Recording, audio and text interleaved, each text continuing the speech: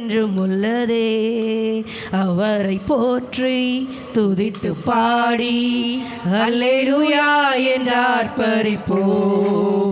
அவரை போற்றி துதித்து பாடி அல்லேலூயா என்று ஆர்ப்பரிப்போம். நெருக்கப்பட்டு அழிந்திடாமல் கர்த்தர் நம்மை காத்ததாலே, நெருக்கப்பட்டு மடிந்திடாமல் கர்த்தர் நம்மை காத்ததாலே, அவர் நல்லவர், அவர் வல்லவர், அவர் கிருபை என்றும் உள்ளதே. அவர் வல்லவர், அவர் நல்லவர், அவர் கிருபை என்றும் உள்ளதே. தேவ கிருபை என்றும் உள்ளதே. அவர் கிருபை என்றும் உள்ளதே. அவரை போற்றி துதித்து பாடி அல்லேலூயா என்று ஆர்ப்பரிப்போம். அவரை போற்றி துதித்து பாடி அல்லேலூயா என்று ஆர்ப்பரிப்போம். சத்துரு சேனை தொடர்ந்து சூழ்கையில் பக்தராம் தாவீதின் தேவன் நமக்கே. சத்துரு சேனை தொடர்ந்து சூழ்கையில் பக்தராம் தாவீதின் தேவன் நமக்கு முன் சென்றாரே. அவர் நல்லவர், அவர் கிருபை என்றும் உள்ளதே. முன் சென்றாரே, அவர் நல்லவர், அவர் கிருபை என்றும் உள்ளதே. தேவ கிருபை என்றும் உள்ளதே. அவர் கிருபை என்றும் உள்ளதே. அவரை போற்றி துதித்து பாடி அல்லேலூயா என்று ஆர்ப்பரிப்போம். அவரை போற்றி துதித்து பாடி அல்லேலூயா என்று ஆர்ப்பரிப்போம். அக்கினி சோதனை பட்சிக்க வந்தோம், முச்செடி தனிலே தோன்றிய தேவன். அக்கினி சோதனை பட்சிக்க வந்தோம், முச்செடி தனிலே தோன்றிய தேவன். பாதுகாத்தாரே, அவர் நல்லவர், அவர் கிருபை என்றும் உள்ளதே. பாதுகாத்தாரே, அவர் நல்லவர், அவர் கிருபை என்றும் உள்ளதே. தேவ கிருபை என்றும் உள்ளதே. அவர் கிருபை என்றும் உள்ளதே. அவரை போற்றி துதித்து பாடி அல்லேலூயா என்று ஆர்ப்பரிப்போம். அவரை போற்றி துதித்து பாடி அல்லேலூயா என்று ஆர்ப்பரிப்போம். கரிருள் போன்ற கஷ்டங்கள் வந்தும் பாரினில் அவர் என்னை பாதையின் ஒளியாய். கரிருள் போன்ற கஷ்டங்கள் வந்தும் பாரினில் அவரின் பாதையின் ஒளியாய் என்னை நடத்தினார். அவர் நல்லவர், அவர் கிருபை என்றும் உள்ளதே. என்னை நடத்தினார். அவர் நல்லவர், அவர் கிருபை என்றும் உள்ளதே. தேவ கிருபை என்றும் உள்ளதே. அவர் கிருபை என்றும் உள்ளதே. அவரை போற்றி துதித்து பாடி அல்லேலூயா என்று ஆர்ப்பரிப்போம். அவரை போற்றி துதித்து பாடி அல்லேலூயா என்று ஆர்ப்பரிப்போம். வெள்ளம் போல் நிந்தை மேற்கொள்ள வந்தோம், வீரராமே ஆவியை அளித்தார். வெள்ளம் போல் நிந்தை மேற்கொள்ள வந்தோம், வீரராமே ஆவியை அளித்தார். திட நம்பிக்கை தைரியம் நீந்தாரே, அவர் கிருபை என்றும் உள்ளதே. திட நம்பிக்கை தைரியம் நீந்தாரே, அவர் கிருபை என்றும் உள்ளதே. தேவ கிருபை என்றும் உள்ளதே. அவர் கிருபை என்றும் உள்ளதே. அவரை போற்றி துதித்து பாடி அல்லேலூயா என்று ஆர்ப்பரிப்போம்.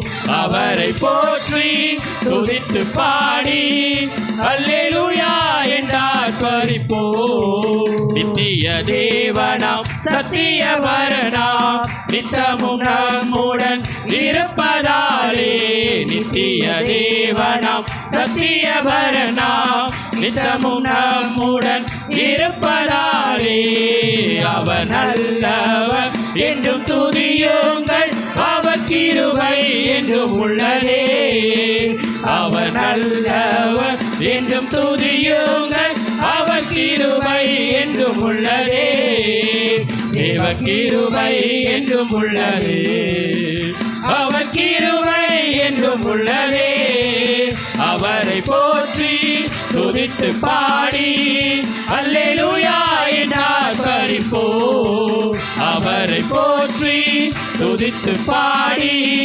அல்லேலூயா என்றார் பரிப்போ உன்னதமான கர்த்தரையே உறவிடமாக்கி கொண்டார் அடைக்கலமா ஆண்டவன ஆதாயமாக்கி கொண்டார் அடைக்கலமா ஆண்டவன ஆதாயமாக்கி கொண்டார் வாதை உந்தன் கூடார எல்லா கரங்களை தட்டி பாடலாமே கொல்லாப்பு நேரிடாது நேரிடாது மகனே வாதை உந்தன் கூடாரத்தை அணுகாது மகனே கொல்லாப்பு நேரிடாது நேரிடாது மகனே கர்த்தருக்குள் நம் பாடுகள் ஒரு நாளும் வீணாகாது விசுவாசமா கொள்ளாமே கர்த்தருக்குள் நம் பாடுகள் ஒரு நாளும் வீணாகாது அசையாமல் உறுதியுடன் அதிகமாக செயல்படுவோம் நாம் அசையாமல் உறுதியுடன் அதிகமாக செயல்படுவோம் பாதை உந்தன் கூடாரத்தை இவன் அணுகாது மகனே பொல்லாப்பு நேரிடாது நேரிடாது மகனே கூப்பிடு நீ பதில் கொடுப்பார் குறைகள் எல்லாம் நிறைவாக்குவார் கூப்பிடு நீ பதில் கொடுப்பார் குறைகள் எல்லாம் நிறைவாக்குவார் உண்மையாக தேடுவோரின் உள்ளத்தில் வந்திடுவார் உண்மையாக தேடுவோரின் உள்ளத்தில் வந்திடுவார் கொண்டாடு கொண்டாடுவோம் கொண்டாடுவோம் கவலைகள் மறந்து நாம் பாடுவோம் கொண்டாடுவோம் கொண்டாடுவோம் கவலைகள் மறந்து நாம் பாடுவோம் இயேசு ராஜா வந்திருக்கிறார் எல்லோரும் கொண்டாடுவோம் கைதட்டி நாம் பாடுவோம் இயேசு ராஜா வந்திருக்கிறார் எல்லோரும்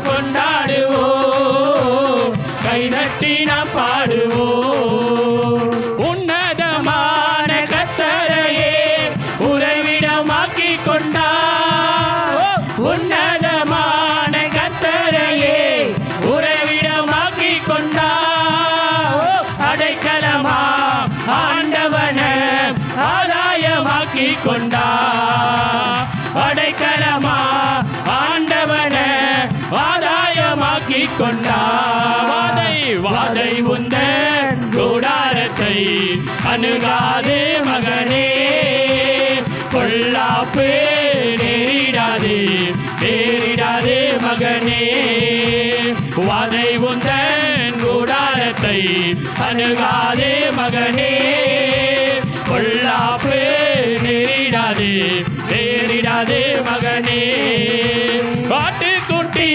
இரத்தத்தினால் சாத்தானை ஜெயித்து விட்டோம் ஆட்டுக்குட்டி இரத்தத்தினால் சாத்தானை ஜெயித்து விட்டோம் ஆவி உண்டு வசனம் உண்டு அன்றாட வெற்றி உண்டு நமக்கு ஆவி உண்டு வசனம் உண்டு அன்றாட வெற்றி உண்டு வாதை உந்தன் கூடாரத்தை அணுகாதே மகனே பொல்லாப்பு நேரிடாது நேரிடாது நேரிடாது மகனே. வாதை உந்தன் கூடாரத்தை அணுகாது மகனே. பொல்லாப்பு நேரிடாது நேரிடாது மகனே.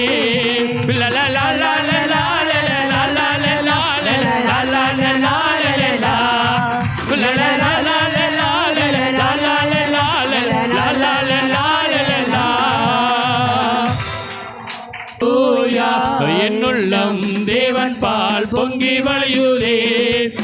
என்னை ரட்சித்தார் நான் ஆடி பாடுவேன். எவரும் அறியாது என் உள்ளம் பொங்குதே. என் உள்ளம் பொங்கி பொங்கி பொங்கி பொங்கி வழியுதே. ஜீவிக்கிறார் இயேசு ஜீவிக்கிறார். என் உள்ளத்தில் அவர் ஜீவிக்கிறார்.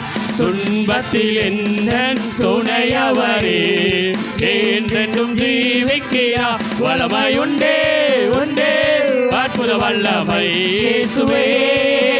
இரத்தத்தால் இரத்தத்தால் வல்லமை உண்டே உண்டே அற்புத வல்லமை.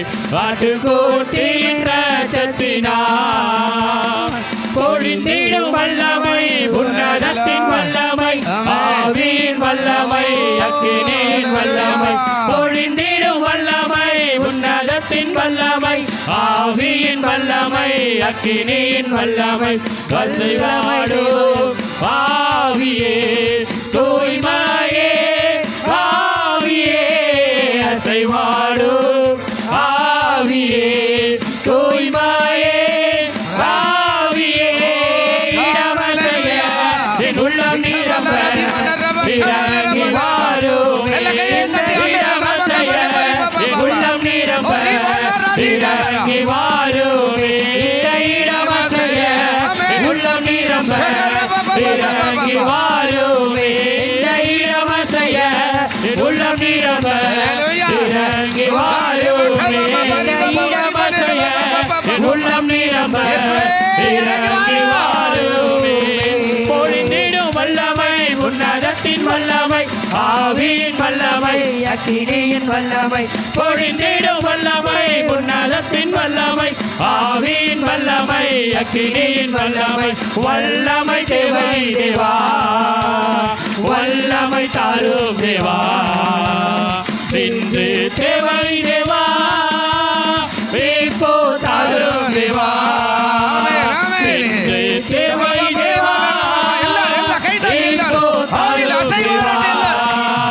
மாம்சமானவர் மேலோ என் ஆவியை ஊற்றுவேன் என்று. மாம்சமானவர் மேலோ உன் ஆவியை ஊற்றுவேன் என்று. முப்பர்வாலிபர் யாவரோ தரிசனம் சொல்வாரே. முப்பர்வாலிபர் யாவரோ தரிசனம் சொல்வாரே. பொழிந்திடும் வல்லமை உன்னதத்தின் வல்லமை ஆவியின் வல்லமை பொழிந்திடும் வல்லமை உன்னதத்தின் வல்லமை ஆவியின் வல்லமை அக்கினியின் வல்லமை. பொழிந்திடும் வல்லமை உன்னதத்தின் வல்லமை ஆவியின் வல்லமை அக்கினியின் வல்லமை. பொழிந்திடும் வல்லமை உன்னதத்தின் வல்லமை ஆவியின் வல்லமை அக்கினியின் வல்லமை. ஏசாயா 48ஆம் அதிகாரம். இந்த காலையில் இதை தான் தியானித்தோம். மறுபடியும் அதிலிருந்து ஒரு பகுதியை நாம் கடந்து போகிறோம். நான் அடிக்கடிக்கு சொல்லுவேன், வாக்கு தத்தங்கள் தான் ஒரு வாரம் ஒரு மாதம் முழுவதும் நம்ம தியானிக்கிறோம். அதில் எல்லா விதமான ஆசீர்வாதங்களை கொண்டு வந்து விடுவோம். கர்த்தர் ஆசீர்வதிப்பார். ஏசாயா 48ஆம் அதிகாரம் 15வது வசனம் ஒரு வசனம் இருக்குது, வாசிங்க. நான் அதை அழைத்து நான் அவரை வரப்பண்ணினேன். அவனுடைய வழி என்ன செய்யுங்க? வாய்க்கும். அதனுடைய அர்த்தம் நல்லா கவனிச்சிங்கன்னா, அதாவது அவன் செய்வதெல்லாம் என்ன செய்யுங்க? வாய்க்கும். வாய்க்கும்னா அவன் செய்வதெல்லாம் வெற்றி பெறும். அவன் செய்வதெல்லாம் என்ன பெறுங்க?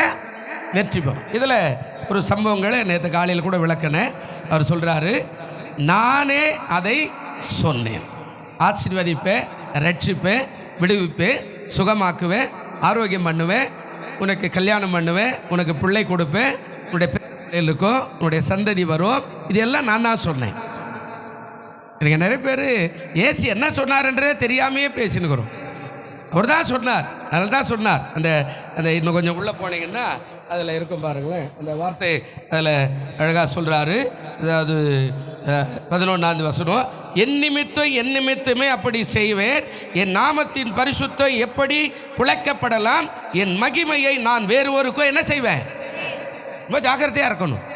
சும்மா வேறொருக்குன்னா அந்த தெய்வத்தை இந்த தெய்வத்தை ஒன்றா வச்சுக்கிட்டு மாலை போட்டுட்டு சோத்திரம் சோத்திரம் சோத்திரம் சோத்திரம் புள்ளியார் ஒன்று தான் ஏசுனார். அப்படியெல்லாம் ஏசுனார் என்றைக்கு ஒத்துக்க மாட்டார்.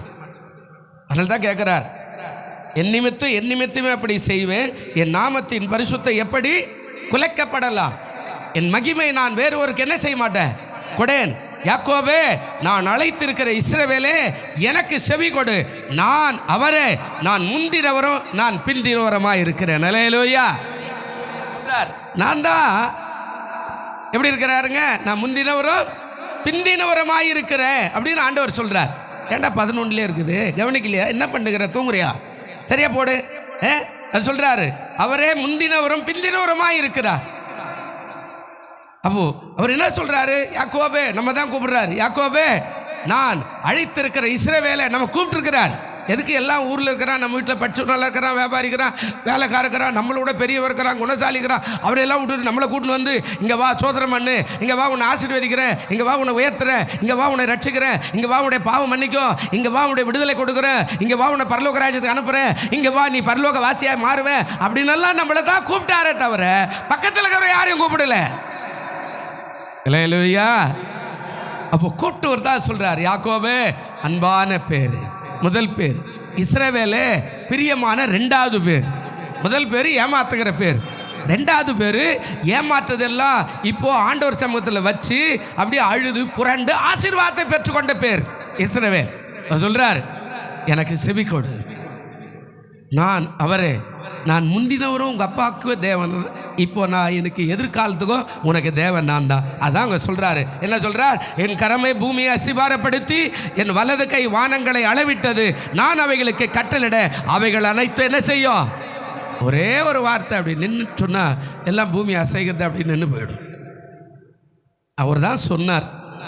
இப்போ அதை தான் கீழே வரும்போது அப்படியே கொண்டு வர்றார். அவர் என்ன சொல்றாரு? இப்போ 14வது வசனம் அவர் சொல்றார், நீங்கள் எல்லோரும் கூடி வந்து கேளுங்க, கர்த்தருக்கு பிரியமானவன் அவருக்கு சித்தமானதை பாபிலோனில் செய்வான், அவன் புயம் கல்தேயரின் மேல் இருக்கோ என்பதை இவர்களில் அறிவித்தவன் யார்? நான் தானே உங்களுக்கு ஆசீர்வாதத்தை சொன்னேன்.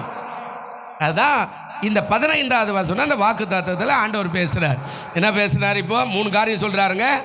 நானே அதை சொன்னேன், உன்னை ஆசீர்வதிப்பேன், உயர்த்துவேன், கனப்படுத்துவேன், சுகப்படுத்துவேன், ஆரோக்கியப்படுத்துவேன், மகிமைப்படுத்துவேன்னு நான் தான் உனக்கு சொல்லியிருக்கிறேன். அல்லேலூயா.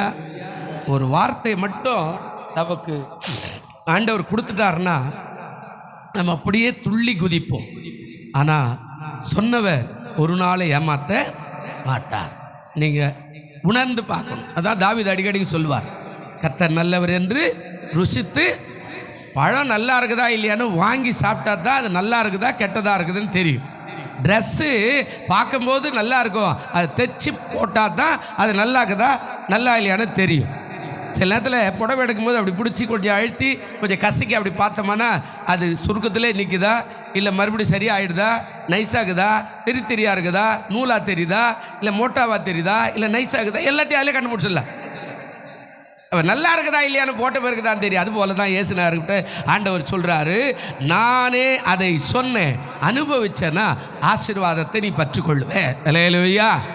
ஒரு காரியம், நான் அதை சொன்னேன். இப்போது ஆண்டவர் சொல்கிறார், 2வது, நான் அதை சொன்னேன், நான் அவன் என்ன செய்திருக்கிறேன். உங்களெல்லாம் யார் அழைத்துக்கிறாரு?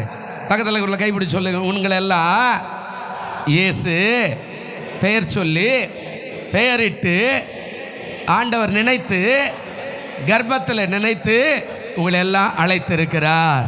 கரங்களை தட்டுவோமா? அல்லேலூயா. அழைக்கலைன்னா இங்கே வர வேண்டிய அவசியமே இல்லையே. அழைக்கலைன்னா இங்கே என்ன வேலைக்குது? நமக்கு எவ்வளோ வேலைக்குது இல்லை? அதையெல்லாம் விட்டுட்டு இங்கேயே உட்காந்துக்கிறோம்.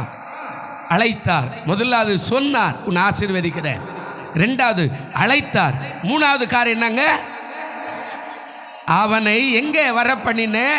நீ எந்த ஊரில் வாழணுன்ற எந்த இடத்துல என்னை துதிக்கணுன்றத நான் தான் தீர்மானித்து உன்னை வர பண்ணினேன். அல்லேலூயா. நான் அடிக்கடிக்கு உங்களுக்கு சொல்லிக்கிறேன், எனக்கு சென்னை தெரியாது.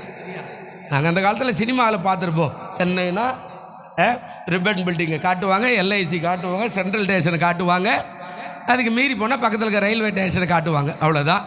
இதான் சென்னை. சினிமாவில் பார்த்துருப்போம். மவுண்ட் ரோட்டில் வண்டி ஓடும். நமக்கு சென்னை எல்லாம் எவ்வளோன்னு தெரியாது. அப்படி பார்த்தது தான். அது எப்படி இருக்குதுன்றது சினிமாவில் பார்த்தோம். ஆனால் அது எப்படி இருக்குது நிஜமாக நீ அனுபவிக்கணும்னு சொல்லி கூட்டின்னு வந்து வச்சா இருப்பாருங்க. உங்கள் எல்லாரையும் ஒவ்வொரு ஊர்லேருந்து கூட்டின்னு வந்து இந்த ஊரில் வச்சு இங்கே வாழ வச்சு உங்கள் கல்யாணம் பண்ணி வச்சு இங்கே பிள்ளைகளை பிறக்க வச்சு உங்கள் வாழ்க்கையை சீர சிறப்பாக மாற்ற செய்த ஆண்டவர் சொல்கிறார், நானே அவனை வர பண்ணினேன். அல்லேலூயா. உன்னை அழைச்சவர் அவர் தான். நீ எங்கே இருக்கணுன்றது முடிவு பண்ணிவர் அவர் தான். நீ எந்த திருச்சபையில் இருந்து என்னை ஆராதிக்கணும்னு முடிவு பண்ணுவர் அவர் தான். நீ எங்கே இருந்து ஊழியம் செய்யணும்னு முடிவு பண்ணுவர் அவர் தான். நீ ஒருவேளை இதே ஊரில் பிறந்தாலும் நீ எந்த ஊரில் போய் வாழணும்னு முடிவு பண்ணுவர் அவர் தான். வேற ஒரு மனுஷனும் இல்லை. அதனால தான் அவர் சொன்னார். இப்போ இதை சொல்லிட்டு 4வது காரியம் ஒன்று சொன்னார். என்ன சொன்னாருங்க? 4வது அந்த வசனத்தில் சொல்றாரு, அதாவது வர பண்ணினேன் அவன் வழி. அவன்றதை எடுத்துருங்க. இப்போ உங்கள் பைபிள் அப்படி பார்த்து உங்கள் விரல் அது மேலே வச்சு சொல்லுங்கள், அவன் அப்படின்றத எடுத்துருங்க. உங்கள் பேர் போட்டு வாசி பாருங்க. உங்கள் பேர் போட்டு வாசிங்க. என் வழின்று பொதுவான உங்கள் பேர் போட்டு சொல்லுங்க. சொல்லுங்களேங்க. அவன் வழி வாய்க்கும் அப்படின்னு போட்டுக்குது இல்லை. அவன் என்ற இடத்துல இன்பநாதன் வழி வாய்க்கும். அல்லேலூயா. இப்போ உங்கள் பேர் போட்டு சொல்லி பாருங்க. உங்கள் பேர் போட்டு என் வழி வாய்க்கும். வாய்க்கும்னா என்னுடைய வழியில் அற்புதங்கள் நடக்கும், வெற்றி கிடைக்கும், ஜெயம் வரும், நிச்சயமாக நான் வெற்றி பெறுவேன். அல்லேலூயா. வழி, அதுக்கு பதம், தமிழ் பதம் நேற்று காலையில் கூட சொன்னேன்ல, தமிழ் பதம் வெற்றி கிடைக்கும். அந்த வெற்றிக்கு இன்னொரு பதம், அதாவது விக்டரின்னு ஆங்கிலத்தில் சொல்லலாம், ஜெயம். அல்லேலூயா. ஜெயத்துக்கு இன்னொரு பதவும் நிச்சயமாக தோல்வி இல்லை, அதற்கு பதிலாக நான் வெற்றி கொண்டு கொடியேற்றுவேன். அப்போ ஆண்டவர் சொல்றாரு, அவன் செய்வதெல்லாம் வாய்க்கும். எப்படி வாய்க்கும்? அவர் தான் சொன்னார். என்ன சொன்னார்? உன்னை ஆசீர்வதிப்பேன்.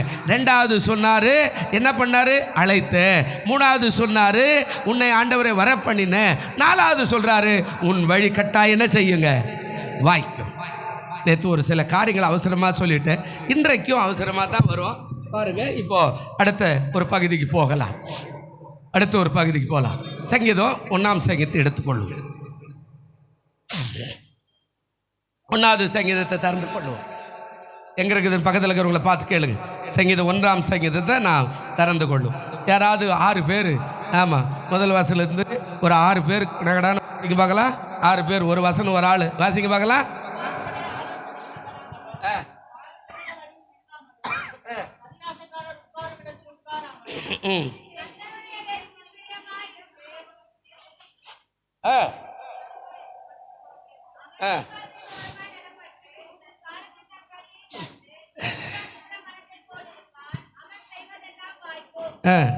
அடுத்தது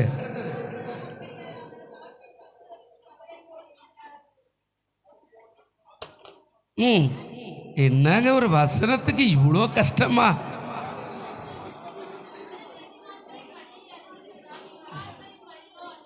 அல்லேலூயா. ஒரு வசனத்தை வாசிக்கணும்னா அதுதான் அந்த இந்துல எல்லாம் சொல்லுவாங்க, அறையில் ஆடாதவன் அறையில் தா ரி க ம பா த நீ பா அப்படின்னு தாளம் போட்டு நடனம் ஆடி ஒரு 6 மாதம் கற்றுக்கிட்டாங்கன்னா, அம்பலம் அப்படின்றதுன்னா அரங்கேற்றம். கொண்டு வந்த மேடையில் விட்டால் 500 பேர் இருந்தாலும் சரி, 5000 பேர் இருந்தாலும் தாளம் தவறாமல், முகபாவம் தவறாமல் ஆடி முடிச்சிடும் அந்த பாப்பா. இப்போ நம்ம பைபிளை வீட்டில் வாசிஇருந்தால் தட்டு தடுமாறவே மாட்டோம். அல்லேலூயா. சொல்லுங்கள் அல்லேலூயா. அது சொல்கிறதெல்லாம் நீங்கள் வருத்தப்படாதீங்க. ஏன்னா நீங்கள் நல்லவர்களாக இருக்கணும், பரலோக ராஜ்யத்துக்கு வரணும்னு ஆண்டவர் விரும்புகிறார். அதைத்தான் ஸ்தானாதிபதியாக இருக்கிற ஊழியக்காரன் மூலமாக வெளிப்படுத்துகிறார். இப்போ நாங்கள் சொல்கிறது, இவருக்கு வேறு வேலை இல்லைப்பா, வாசின்றாரு, எய்துன்றாரு, உக்காருன்றாரு, படின்றாரு, நமக்கெல்லாம் அதில் வராதுப்பா, அப்படியெல்லாம் நீங்கள் சொல்கிறதுக்காக வருத்தப்படணும். ஏன்னா கர்த்தர் அப்படி எல்லாரும் வைக்கல. எல்லாரும் வெற்றி உள்ள வாழ்க்கை வாழ ஆண்டவர் விரும்புகிறார். இந்த சங்கீதம் 6 வசனங்கள் உள்ள ஒரு சங்கீதம். இதனுடைய நடைமுறை உள்ளே போனோம்னா இது சங்கீதங்களுடைய புஸ்தகத்துக்கே அலங்கார வாசலாய் அமைக்கப்பட்ட ஒரு சங்கீதம். அலங்கார வாசல்னா வரவேற்பு அப்படியே போட்டிருப்பாங்க. மண்டபத்துக்கு போனால் ஒரு பலூன் கட்டியிருப்பாங்க, வாழை மரம் கட்டியிருப்பாங்க, தென்னை மரம் கட்டியிருப்பாங்க, பனை மரம் கட்டியிருப்பாங்க, ஏதோ ஒன்று மாஞ்சல் அந்த இலெல்லாம் கட்டி வாங்க அப்படின்னு வரவேற்பு கொடுக்குறாங்கல்ல. அலங்கார வாசல் உள்ளே போய் அந்த மணமக்களை வாழ்த்தும்படியாக போகிறோம்ல, அதுபோல் இந்த இருக்கிற 150 சங்கீதத்துக்கு அலங்கார வாசலாய் எழுதப்பட்ட ஒரு சங்கீதம் தான் இந்த 1ஆம் சங்கீதம். அல்லேலூயா. அப்போ இந்த அலங்கார வாசல் உள்ளே போனீங்கன்னா அங்கே போய் மணமக்களை பார்க்கலாம், அங்கே போய் நல்லா சாப்பிடலாம், அங்கே போய் ஐஸ்கிரீம் சாப்பிடலாம், அங்கே போய் பாயாசம் குடிக்கலாம், அங்கே போய் பிரியாணி சாப்பிடலாம், அங்கே போய் ரசம் சாப்பிடலாம், அப்பளம் சாப்பிடலாம், ஏதாவது சாப்பிடலாம், அங்கே போய் சொந்தக்கார கை கொடுக்கலாம், அங்கே போய் அவங்க போட்டுக்கிற ட்ரெஸ்ஸு அங்கேருந்து இவங்க போடுற ட்ரெஸ்ஸு அங்கேருந்து அப்படியெல்லாம் வாங்கினதெல்லாம் பார்க்கலாம். அங்கே போய் இன்னும் சொல்ல போனால் அங்கே போய் பொண்ணும் மாப்பிள்ளை கூட முடிவு பண்ணிடலாம். அல்லேலூயா.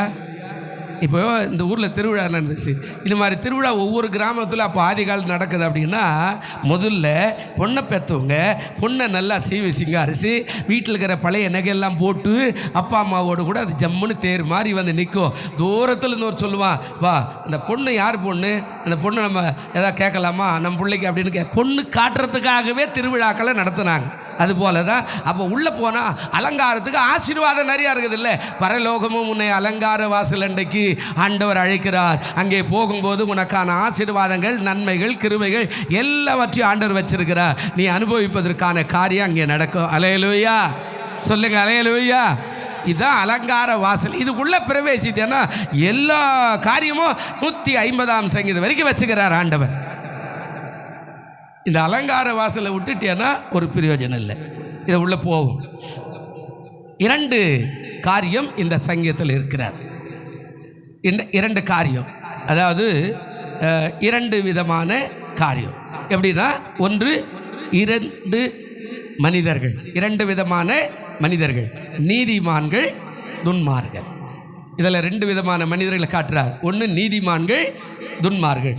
2 விதமான வழிகள், ஒன்று பாவ வழி, இன்னொன்று பரிசுத்தமான வழி. 2 விதமான வழிகள். 3வது 2 விதமான முடிவுகள். 2 விதமான முடிவு, ஒன்று பரலோகம், அடுத்தது பாதாளம். ஒன்று என்னதுங்க? பரலோகம், அடுத்து இது 6 வசனத்துக்குள்ளே எல்லாமே இருக்குது. இதுதான் 2 மனிதர்கள், 2 வழிகள், 2 முடிவுகள். இந்த 2 வச்சுக்கிறார் ஆண்டவர். 2 மனிதர்கள் வாழ்க்கையில் ஆண்டவர் சொல்கிறார், நீதிமான்கள், துன்மார்க்கம். நீ யார் பக்கம் இருக்க போகிற? துன்மார்க்கமாக இருந்தால் அதாவது வேதம் சொல்கிறது பாதாளம் தான், மாற்றமே இல்லை. துன்மார்க்கத்துக்கான காரியமெல்லாம் இருக்குது. இந்த சங்கீதத்தை தியானம் பண்ணால் கிட்டத்தட்ட ஒரு 4-5 செடி பைபிளை வச்சுக்கிட்டு நானும் ஒரு வாரமாக பெரட்டி பார்க்குறேன். மண்டையில் ஏற மாட்டேங்குது. அவ்வளோ விதமான ஒரு திருக்குறள் 2 வரி எப்படி இருக்குமோ அதுக்கு இவ்வளோ முகவுரை எழுதிக்கிற மாதிரி பரிசுத்தவான்கள் இந்த எத்தனையோ பைபிளில், வெறும் தமிழ் பைபிளில் மட்டும் நான் பார்த்துக்கிறேன். இன்னும் ஆங்கில பைபிளாக எடுக்கவே இல்லை. அதெல்லாம் கூட்டி எழுத்து கூட்டுறதுக்குள்ள அது நிறைய நேரம் ஆகும். அவ்வளவு முகவுரையும், அவ்வளவு முடிவுரையும், அவ்வளவு சொல்லோவியங்களும், அவ்வளவு விதமான ஆசீர்வாதங்களும், எப்படியெல்லாம் துன்மார்க்கம் போவான், எப்படியெல்லாம் நீதிமான் வருவான், எப்படியெல்லாம் பாவம் இருக்கும், எப்படியெல்லாம் பரிசுத்தம் இருக்கும், எப்படியெல்லாம் பரலோகம் இருக்கு, எப்படியெல்லாம் நரகம் இருக்குன்னு அவ்வளவு விதமான பக்கமாக எழுதியிருக்கிறாங்க இந்த சங்கீதம். இதெல்லாம் நீங்க சொன்னாலும் இந்த காதல் வாங்கி அந்த காதல் என்ன செய்வீங்க? விட்டுருவீங்க. ஆனால் ஒரு குறிப்பிட்ட ஆவிக்குரிய வாழ்க்கைக்கு போதுமானது மட்டும் நான் சொல்ல வந்திருக்கிறேன். 3 காரியம், 2 மனிதர்கள். நீ எந்த மனிதனாக இருக்க விரும்புகிற? இல்லையா? நான் கேட்க சொல்ல, கையெல்லாம் தூக்க சொல்ல, அதெல்லாம் நமக்கு தேவையில்லை. உன் மனசு தான் மனசாட்சி. நீ எந்த மனுஷனாக இருக்க விரும்புகிற? அந்த மனுஷனுக்குரிய ஆசீர்வாதம். இப்போ கீழே 2வது பகுதி 3 காரியம். அதாவது இதில் 3 காரியம் வகுக்கப்பட்டிருக்குது. ஒன்று நோ சொல்லு. அதாவது நோ சொல்லு அப்படின்னா அவுட் பாஸ் கொடு. 2வது காரியம், அதாவது இன் பண்ணு, அதாவது உள்ளே அலை. ஆமாம், அவனுக்கு அவுட் பாஸ் கொடு, இவனை உள்ளே கொண்டு வா. அதாவது 2வது காரியம். 3வது காரியம், ஒரு 4 காரியம் இருக்கிறது. அந்த 4 காரியம் என்ன அப்படின்னா, நன்மையை பெற்றுக்கொள். நன்மை என்ன செய்யுங்க? பெற்றுக்கொள். ஒரு காரியம், அதாவது இங்கே சொல்கிறாரு, முதல் 3 காரியம் என்ன அப்படின்னா அவுட் பாஸ் கொடு. 2 காரியம், அதாவது உள்ளே கொண்டு வா, அதாவது கொண்டு வந்து இன் பண்ணு. அதாவது சொல்லுவல்ல, அதாவது உள்ளே கூடுறா, கதவு சாத்துறா, அந்த ஒரு போர்டு வச்சுருப்பான். ஆமாம், எம்எல்ஏ அவுட்டு இன்னு அப்படின்னு போட்டிருப்பான். தள்ளி விட்டு போவான் அந்த போர்டை. அவுட்டுங்க, வெளியே போயிட்டார். அப்படி தள்ளி விட்டானா இன்னுங்க உள்ளக்கிறாருங்க அப்படின்ற மாதிரி. அப்போ வெளியில் அவுட் பாஸ் கொடுக்க வேண்டியது ஒரு 3 காரியம், உள்ளே கொண்டு வர வேண்டியது ஒரு 2 காரியம், 4 காரியம். நீ நன்மையை மாறுகிற, நன்மையாய் மாற்றுகிற, நன்மையை அனுபவிக்கிற, நன்மையை புசிக்கிற, நன்மையாய் வாழ்கிற 4 காரியம். ஹல்லேலூயா,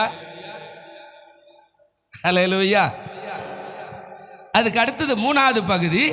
இந்த நன்மையான காரியங்கள் எல்லாம் நீ அனுபவிக்கலைன்னா நீ பாவியாய் போயிடுவேன். அவ்வளோதான்.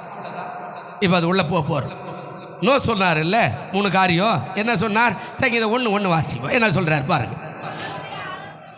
துன்மார்களுடைய ஆலோசனையில் என்ன செய்யாத, நடவாமலும் பாவிகளுடைய வழியில் நில்லாமலும் பரியாசக்காரர் உட்காரும் இடத்துல உட்காராமலும். இதான் நோ. போ. 3 காரியத்தை பேசுற. நீங்க அப்படியே ஸ்டாப் பண்ணு, ரொம்ப ஓவரா உள்ள விடாத. அவர் சொல்றாரு, துன்மார்களுடைய ஆலோசனையில் என்ன பண்ணாத, நடக்காத.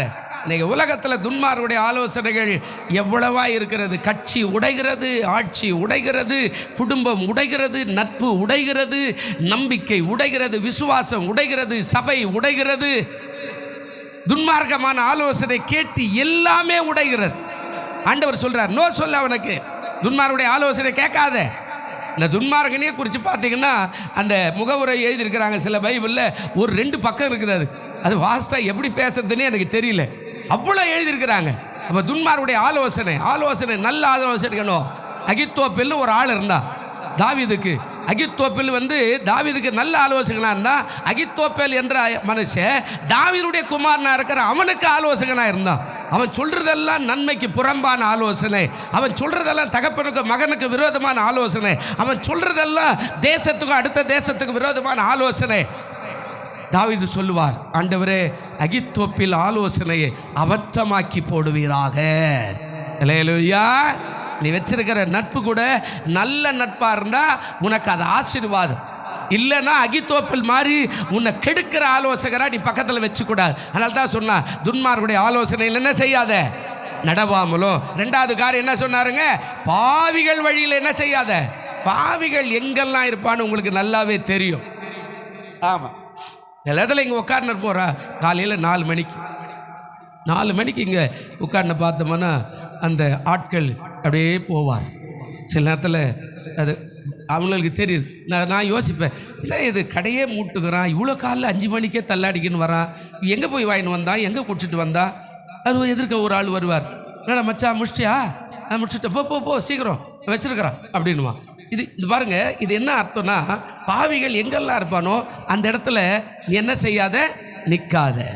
அதுதான் உலகத்தில் கூட ஒரு பழமொழி சொன்னான், பாலை குடித்தாலும், அதாவது பனைமரத்து கீழே நின்று என்ன செய்யாத, பாலை குடிக்காது. அங்கேருந்து குடித்தா கூட அது ஒரு போதை வஸ்தாக இருக்கிறது, கல் என்று சொல்லப்படும்.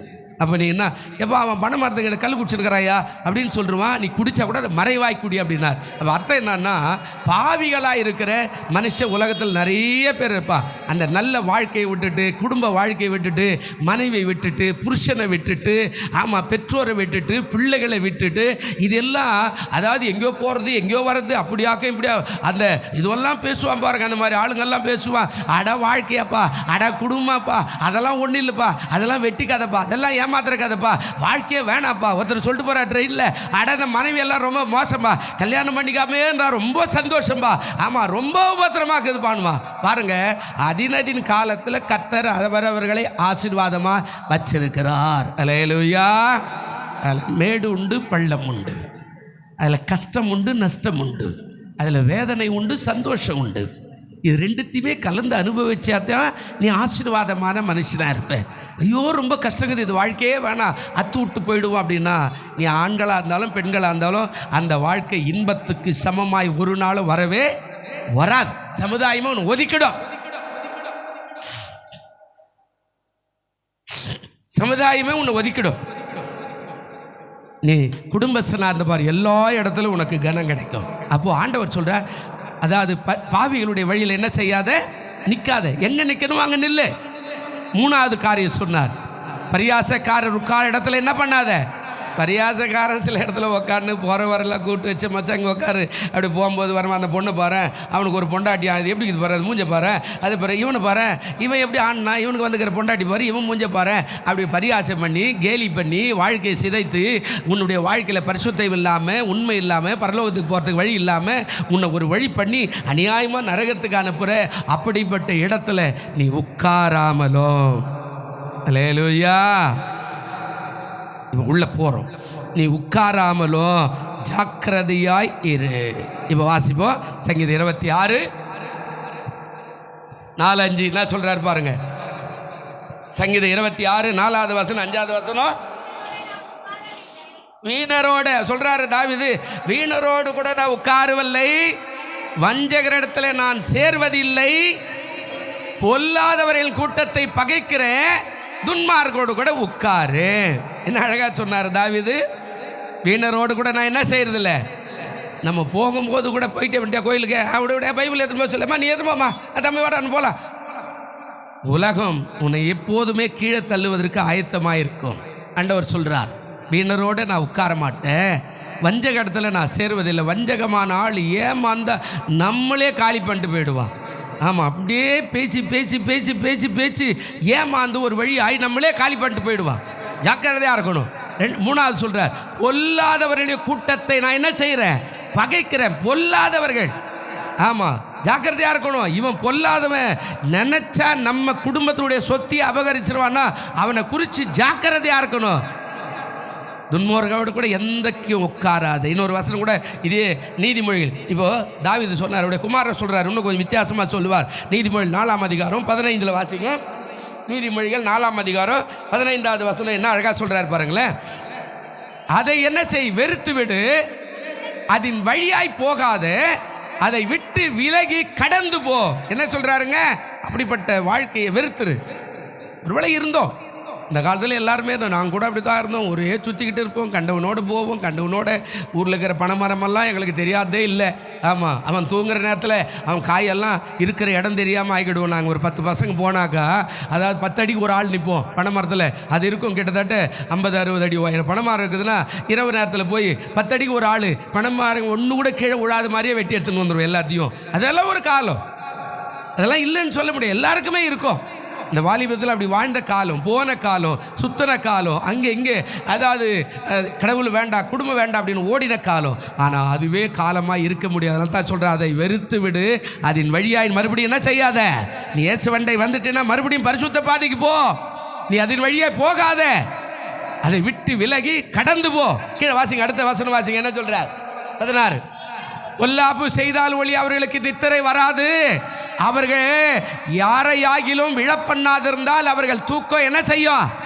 17வது வசனம் இன்னும் கொஞ்சம் சொல்றாரு பாருங்க, வாசிங்க. அவர்கள் ஆகாமியத்தின் அப்பத்தை புசித்து கொடுமையின் ரசத்தை என்ன செய்யறாங்க, எவனாவது கெடுக்கணும். பிரியமான தேவப்பிள்ளை, ஆண்டவர் சொல்றார் இந்த சங்கீதத்தில் 2 காரியம் 3 காரியம். நோ சொல், ஆமாம் அவுட் பாஸ் கொடு, போட்டோம் தடை போடும். அது எந்த வழியில் வரலாம், ஃபோன் வழியாக வரலாம், குடும்ப வழியில் வரலாம், நட்பு வழியாக வரலாம், அதாவது வேற எங்கன்னா போகிற வேலை வியாபாரத்தில் கூட வரலாம். எச்சரிக்கையாக இருக்கணும், எச்சரிக்கையாக ஜாக்கிரதையாக இருக்கணும்.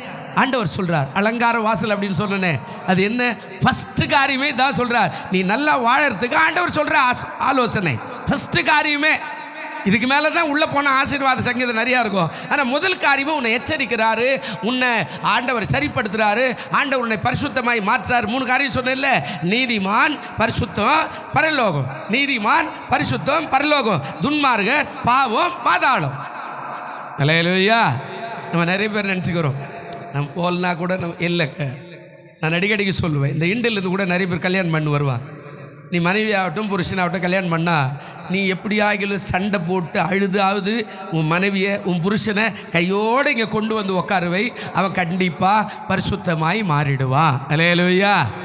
நீ எப்போ பார்த்தாலும் அவர் வரல, அந்த அம்மா அப்படி, அந்த அம்மாவுக்கு வயிற்று வலி, அந்த அம்மாவுக்கு தகவல் வலி, அவர் வந்து வேலைக்கு போயிட்டாரு, அவர் ஓட்டி போயிட்டாரு, அவர் இப்படி ஆகிட்டார்னா நீ அவரை 2 சக்கரத்தில் ஒரு சக்கரம் பின்னாடியும் ஒரு சக்கரம் முன்னாடி இருக்கிற மாதிரியே நீ காணப்படும். என்றைக்கும் ஒற்றுமை இல்லாதே இருப்பீங்க. ஆமாம், நீ இந்த பக்கம் பரிசுத்துக்கு இழுப்ப, அவர் அங்கே பாவத்துக்கு இழுப்பார். அங்கே போகணும், இங்கே போகணும், அந்த சினிமா பார்க்கணும், இந்த சினிமா பார்க்கணும், அங்கே ஆடுறாங்க பாடுறாங்க, அங்கே கூத்து அடிக்கிற கும்பலாடி அங்கே போகணும். நீ சொல்ல அதெல்லாம் சோத்திரம் அதெல்லாம் வேண்டாம், நான் பரிசுத்தமாக இருக்குது சபைக்கு போகணும். அவர் சொல்ல சபையெல்லாம் போகக்கூடாது, நான் உடனே கூட வரேன், அங்கே போய் பெரிய கோயில் போய் பார்த்துட்டு வந்துடுவோம், அங்கே போய் ஒரு மாலை போட்டுருவோம், ஒரு தேங்காய் வச்சுருவோம். இதெல்லாம் நான் உங்களுக்கு சொல்லி கொடுக்குறேன்னா எனக்காக இல்லை, உன் வாழ்க்கை 3 காரியம் சொன்ன இல்லை. ஒன்று நீதிமான், பரிசுத்தம், பரலோகம். இன்னொன்று துன்மார்கன், பாவம், பாதாளம். நீ எந்த காரியத்துக்கு போக போகிற? 3 காரியம் சொன்னார், நோ சொல்லு. 2 காரியத்தை உள்ள வர சொன்னார். 2 காரியம் உள்ள. இப்போது சங்கீதம் 1 2வது வசனம் வாசிங்க சீக்கிரம். இப்போ அடுத்த காரியம் இதை சொல்லிட்டு 2வது காரியம் சொல்கிறாரு. நீ என்ன பண்ணணும்? 2 காரியம் செய்யணும். கர்த்தருடைய வேதத்தில் பிரியமாயிரு, இரவும் பகலும் அவருடைய வேதத்தில் தியானமாக இருக்கிற மனுஷன் பாக்கியவான். அப்படின்னா ஆசீர்வதிக்கப்பட்டவன்.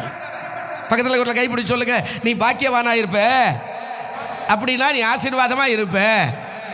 நீ பாக்கியவான் அப்படின்னா சொல்லுங்க, நீ பாக்கியவான் அப்படின்னா ஆசீர்வதிக்கப்பட்டவன். ஆசீர்வதிக்கப்பட்டவன் அப்படின்னா எல்லா நன்மைகளையும் கிருபைகளையும் பெற்றுக்கொள்ளுகிற ஒரு மனுஷன். ஆமாம், அவனா ஆசீர்வதிக்கப்பட்டவன். எல்லா நன்மைகளையும் பெற்றுக்கொள்ளுகிற ஒரு மனுஷனாக அவன் இருப்பான். ஆசீர்வதிக்கப்பட்டவன். அவன் எல்லாத்திலும் உண்மையாக போவான், உத்தமம் போவான், பரிசுத்தமாக வாழ்வான்னா அவன் பாக்கியவான். அவனை ஆண்டவர் மனசில் வச்சிருப்பார்.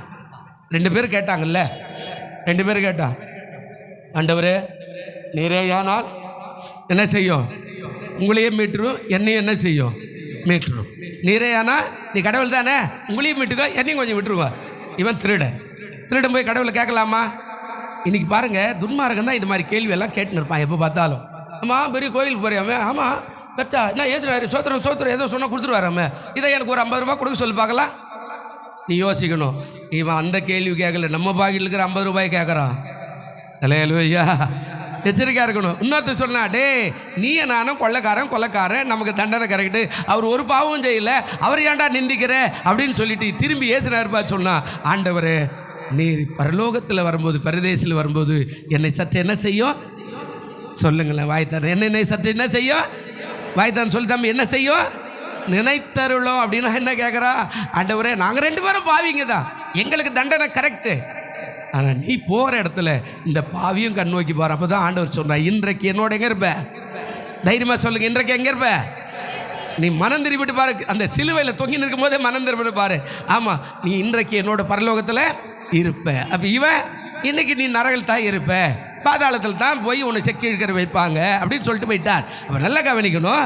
2வது ஆசீர்வாதம் என்ன? கர்த்தருடைய வேதத்தில் நீ என்னவாரு? அதுக்காக வேலைக்கு போகக்கூடாது, வியாபாரத்துக்கு போகக்கூடாது, எங்கேயும் போகக்கூடாது, சாப்பிடக்கூடாது, குளிக்கக்கூடாது. நம்ம ஆண்டவர் சொல்லிட்டாரு பைபிள்லேயே இருக்கணும், ஆமாம் தியானிக்கணும், பக்கத்துலேயே பைபிள் இப்படியே வச்சுக்கணும். ஒருத்தர் இருப்பார் நம்ம சபையில் வர்றதில்லை, அவர் அந்த கடைக்கு போடும்போது கூட பைபிள் இப்படி வச்சுட்டு இருப்பார். இப்படி நான் இவர் என்ன பைபிள் இங்கேயே வச்சுக்கிட்டு இருக்கிறாரு, ஆமாம் இப்படி கீழே வச்சுட்டு ஏந்தா என்ன, இல்லை சேரில் வச்சுட்டு ஏந்தானோ அது ஏது நின்று வச்சுக்குவார். அப்படி ஆராதிக்கும் போது கூட இங்கே வச்சுக்கிட்டு இப்படின்னு இருப்பார். என்னடா இது ரொம்ப ஓவர் ஆகுது அப்படின்னு நினைப்பேன் நான். பாருங்க, அப்படி அல்ல, எப்போதுமே அவருடைய வேதத்தை தியானம் பண்ணு, பிரியமாயிரு. அடுத்த காரியம் சொல்ல, இரவும் பகலுடைய வேதத்தில் தியானம் பண்ணுனா, அதாவது மெடிடேட் பண்ணு, திரும்ப திரும்ப வாசி, மெடிடேட் பண்ணு. என்ன சொல்லுது? அப்போ எனக்கு என்ன சொல்லு, என் குடும்பத்துக்கு என்ன, என் மகளுக்கு என்ன சொல்லு, என் மகனுக்கு என்ன சொல்லுது, இந்த வார்த்தை என் மகனுக்கு என்ன பேசுது, இந்த அதிகாரத்திலேருந்து என் குடும்பத்துக்கு என்ன பேசுகிற, இந்த அதிகாரத்திலேருந்து என்னுடைய மகளுக்கு என்ன பேசுகிற, என் பிள்ளைக்கு என்ன பேசுகிற, என் சந்ததிக்கு என்ன பேசுகிறார்.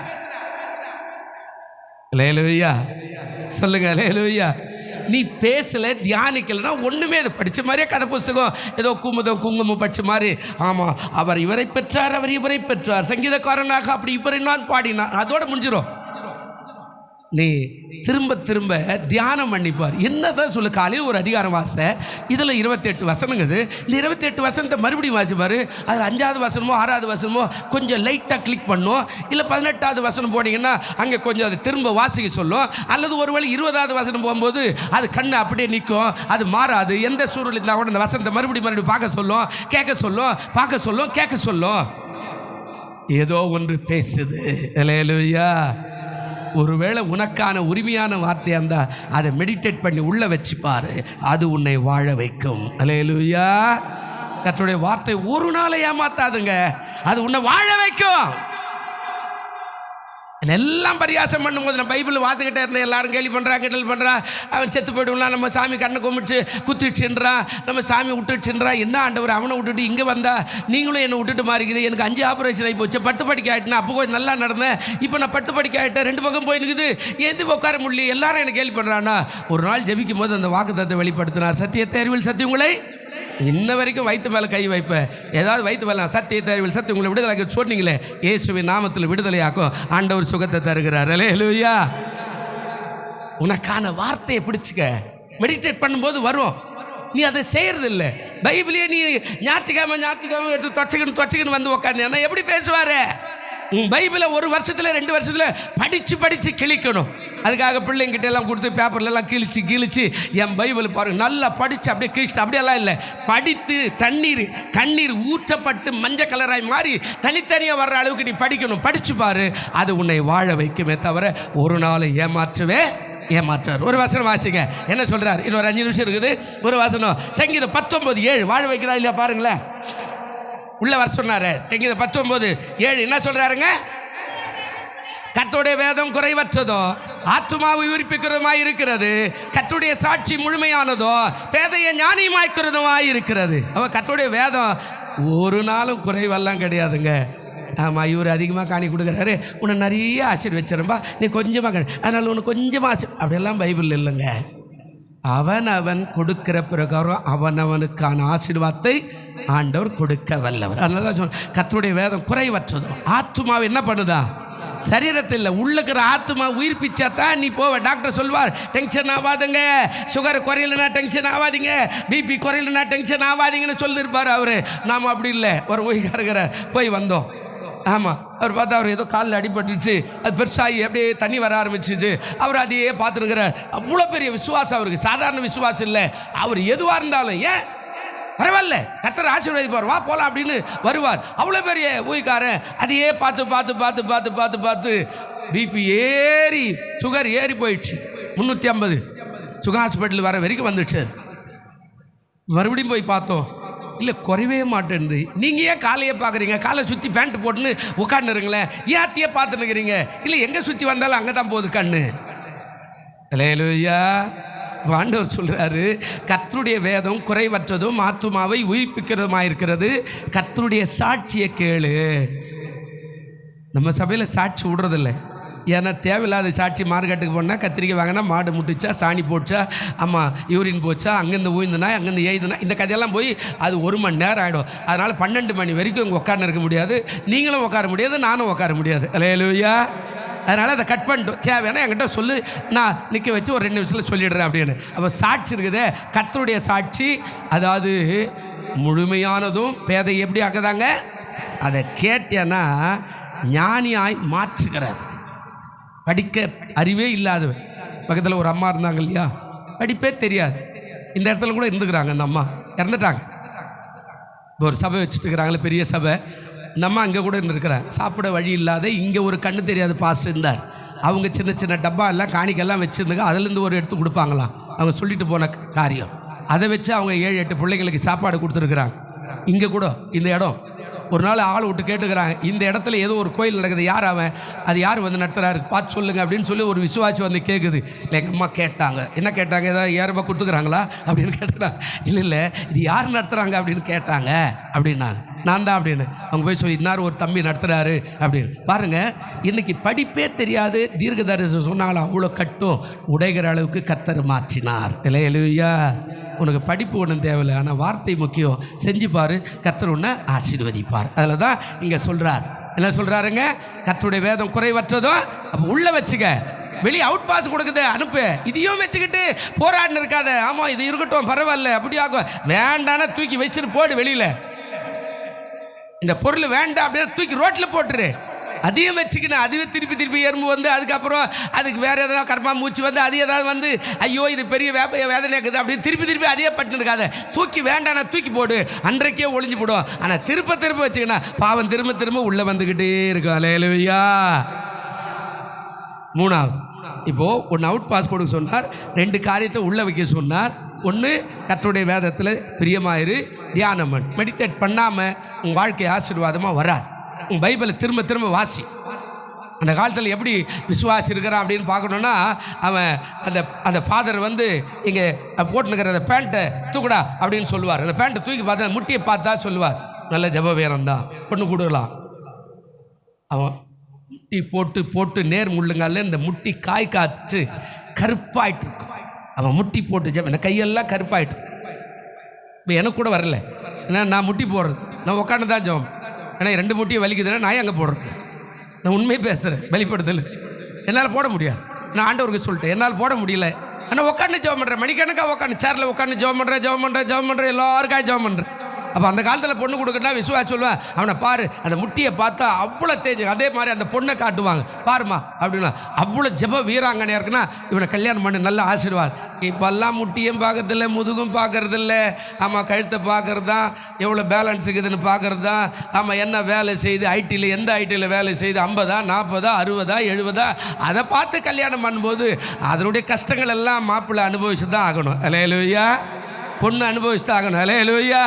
ஏன்னா பணம் சம்பாதிக்கும் போது இந்த இதுவெல்லாம் பார்க்க வேண்டிய தரமெல்லாம் பார்க்க வேண்டியில்லை, அந்த தரம் தான் பார்க்கணும். எவ்வளோ வருது, எவ்வளோ செலவாது, எவ்வளோ வருது, எவ்வளோ செலவாது. மாறிடுச்சு உலகம். கடைசியாக இப்போது அவுட் பாஸ் 3, 2 உள்ள, இப்போ 4 ஆசீர்வாதம். இப்போ 3வது வசனம் வாசிங்க. எங்கே இருப்பானாங்க? நல்ல கவனிங்க. அவன் எங்கே இருப்பானா? நீர் போகிற, தண்ணீர் போகிற அந்த ஓரமாய் நீ என்ன செய்யப்படுவ? இது குடும்பத்தை குறித்து நிறையா இந்த ஒரே ஒரு பதத்துக்கு ஒரு பக்கம் எழுதி வச்சுக்கிறார் ஒரு மனுஷன். அவ்வளோ ஆசீர்வாதமான மனுஷனாக இருப்பானா. நீர்கால்களின் ஓரமாயினா பரலோக ராஜ்யத்துக்கு அருகில் அவன் வாழ்க்கை அப்படியாய் மாற்றி அவ்வளவாய் செழிப்பாய் இருப்பான் அப்படின்னு சொல்கிறார். அப்போது நீர்கால்களின் ஓரமாய் நடப்பட்டு தன் காலத்தில் தன் கனியை தந்து, அதாவது பழ வகையில் மே மாதம் பழம் கொடுக்குற பழம் பற்ற பேர் மட்டும் சொல்லுங்க, யாருன்னா தெரியுமா? என்னதுங்க? ரைட்டு. பலாப்பழம் ரைட்டு, ரைட்டு.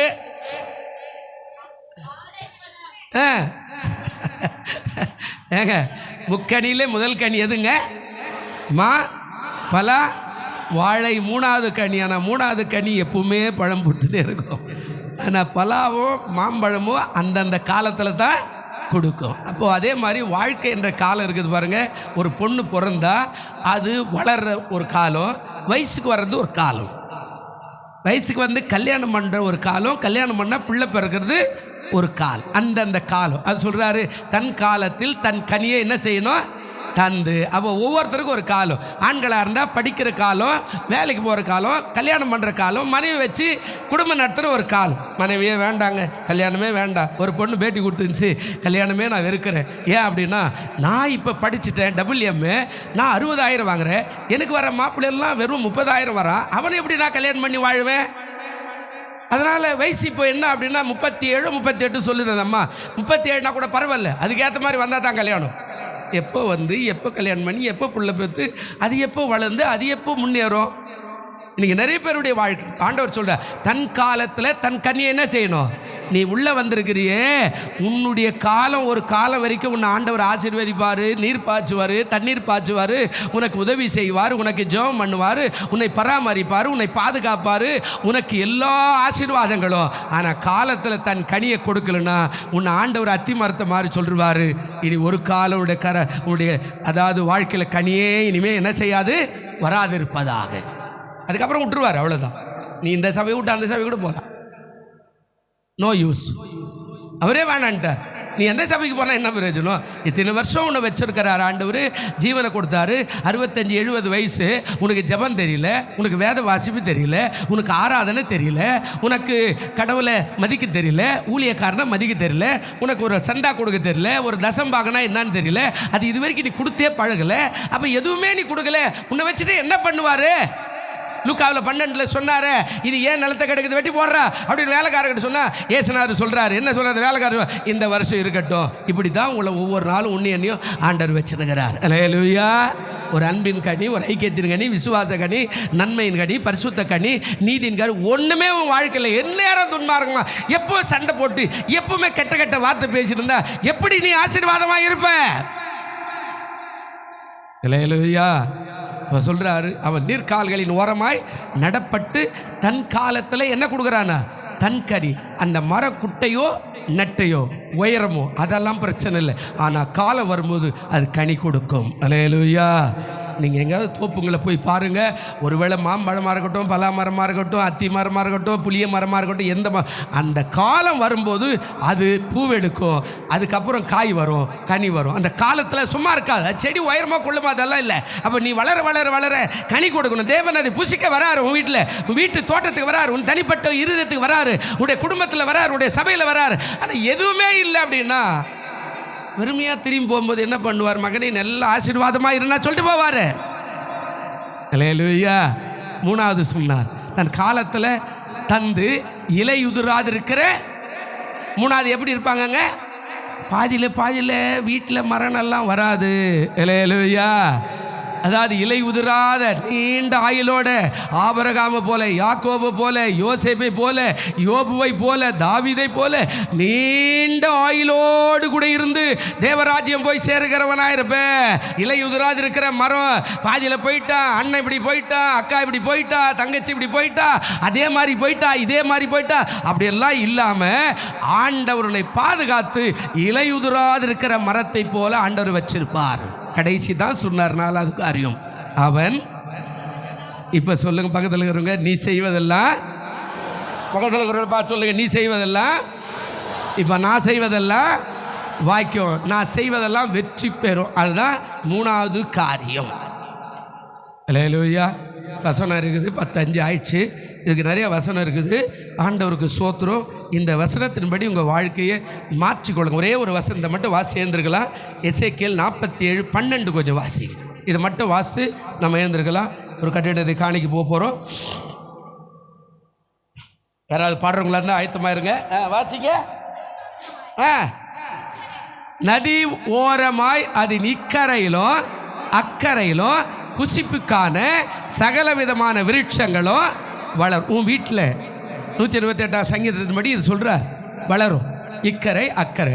இந்த பெண் பிள்ளை ஆண் பிள்ளை, உனக்கு கல்யாணம் ஆனால், உன் பேத்தி கல்யாணம் ஆனால், உன் மகளை கல்யாணம் ஆனால், உன் மகனை கல்யாணம் ஆனால், இக்கரையில் அக்கறையில் நதி ஓரத்தில், அதாவது என்ன, புசிப்புக்கான சகல விதமான கனிகளும் என்ன செய்யும்? ஆசீர்வாதமாய் வளரும். அடுத்தது என்ன சொல்கிறார்? அவைகளின் இலைகள் உதிர்வதில்லை. அதாவது பிள்ளை பிறந்து செத்து போச்சு, ஆமாம் போயிடுச்சு, வியாதியில் அப்படியெல்லாம் இல்லை, உதிர்வதில்லை. அடுத்த காரியம், அவைகள் கனிகள் என்ன செய்யறதில்லை? கெடுவதில்லை, கெட்டு போகிறதில்லை. இவனை பரிசுத்தமான பிள்ளையா வச்சுக்கிறான், இவன் என்றைக்கு கெட்டு போகிற கனியாக இருக்க மாட்டான். அடுத்த காரியம், அவைகளுக்கு பாயும் தண்ணீர் பரிசுத்த ஸ்தலத்திலிருந்து பாய்கிறபடினால். எங்கேருந்து வருது அந்த தண்ணீர்? ஜீவ தண்ணீர். எங்கேருந்து வருது அந்த தண்ணீர்? மேலே இருந்து, பரலோக ராஜ்யத்திலிருந்து ஜீவ தண்ணீர் நேரடியாக புசித்து குடிக்கிறபடினால அவர் சொல்கிறார், அதாவது அவைகளுக்கு பாயும் தண்ணீர் பரிசுத்த ஸ்தலத்திலிருந்து பாய்கிறபடினால் மாதந்தோறும் புதுக்கனிகளை கொடுத்து கொண்டே இருக்கும். என்னங்க? அல்லேலூயா. மாதந்தோறும் என்ன கனிங்க? நேற்றிருந்த பாவம் போயிடும், இன்னைக்கு பரிசுத்தம். நேற்றிருந்த அக்கிரமம் போயிடும், இன்னைக்கு இறக்கும். நேற்றிருந்த துன்மார்க்கம் போயிடும், இன்னைக்கு அடுத்தவங்களை நேசிக்கிற நேசம். ஒவ்வொரு மாதமும் மாற்றம் வந்துக்கிட்டே இருக்கும். புது கனிகளை கொடுத்து கொண்டே இருக்கும். அவைகளின் கனிகள் ஒன்று சாப்பிட்றதுக்கு சந்தோஷமாக இருக்கும். அடுத்தது அவைகளின் இலைகள் அவிழ்தத்துக்கு மாணவிகள். அப்படின்னா நோயை சுகமாகிற. நீயே ஒரு டாக்டர், குட்டி டாக்டர். இயேசு கிறிஸ்துவின் நாமத்தில் நீ போய் ஒருத்தனுக்காக கை வைக்காமலே ஜெபம் பண்ணினா கூட அவன் சுகமாயிடுவான். அல்லேலூயா. விசுவாசம் இல்லைல்ல? அல்லேலூயா. அவிழ்தத்துக்குன்னா அந்த இலையை அப்படி மோந்துக்குன்னா போதும். கருவேப்பிலை ஒரு இலைக்குது, அதை சாம்பாரில் போட்டால் சாம்பார் என்ன வந்து? என்ன சாம்பாரே சாப்பிடாத மாதிரியே பார்க்குறீங்களே. சாம்பார் என்ன ஆகுதுங்க? மணக்குதா இல்லையா? ஒன்றுமே இல்லை. அந்த இலையை அப்படி பறிச்சாலே அது வாசனை அப்படியே வீசுது பாருங்க. கருவேப்பிலை வாசனை நான் இருக்கிறேன்றது காட்டுது. இடத்துல எவனாவது உடைச்சான்னா அது இருக்கிறேன்றதை காட்டுது. அதை போட்டால் மணக்கிற மாதிரி உன் இருக்கிற இடத்துல உன் குடும்பம், அந்த ஓனர், அந்த தெருவு, அந்த ஏரியா அது மணக்கும், அது வாசனை வீசும். கர்த்தர் உன்னை அப்படிதான் ஆசீர்வதிப்பார். அல்லேலூயா. அதனால தான் சொன்னார், அவன் செய்வதெல்லாம். இது இப்படியே போய்கிட்டே இருக்கலாம். கர்த்தர் உங்களை ஆசீர்வதிப்பார். கர்த்தருடைய நாமத்துக்கு மகிமை. நல்ல பிதாவே, இந்த ஆண்டவரே செய்தியை கேட்டுக்கொண்டிருக்கிற பார்த்து கொண்டிருக்கிற யூடியூப் மூலமாய் ஆண்டவரே கேட்டு ஆசீர்வாதம் பெறுகிற ஒவ்வொரு மக்களுக்காய் சோத்திரம் ஆசீர்வதியும் பலப்படுத்தும் இயேசுவின் நாமத்தில் வேண்டிக் கொள்கிறோம் நல்ல பிதாவே. ஆமென், ஆமென்.